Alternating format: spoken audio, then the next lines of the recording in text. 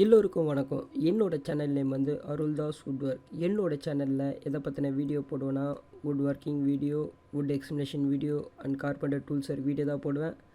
மறக்காமல் என் வீடியோ புதுசாக பார்க்குறவங்க லைக் பண்ணுறேங்க, ஷேர் பண்ணுங்கள், சப்ஸ்கிரைப் பண்ணுறேங்க. மறக்காமல் வந்து பெல் ஐக்கனை கிளிக் பண்ணுங்கள். ஏன்னா அப்போ தான் நான் போடுற வீடியோ உங்களுக்கு வந்து கண்டினியூஸாக கிடைக்கும். இன்றைக்கி நம்ம வீடியோவில் எதை பற்றி பார்க்க போகிறோன்னா, வுட்டன் பிளான் ஸ்டாண்ட் பற்றி தான் பார்க்க போகிறோம். இந்த வுட்டன் பிளான் ஸ்டாண்ட் எப்படி செய்கிறதுனா இந்த வீடியோவில் காட்ட போகிறேன்.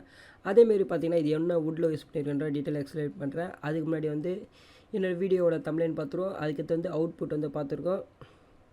இந்த வுட்டன் ஸ்டாண்ட் பார்த்தீங்கன்னா சில்வர் வுட் ப்ளஸ் டீ குட்டில் யூஸ் பண்ணியிருக்கோம். அது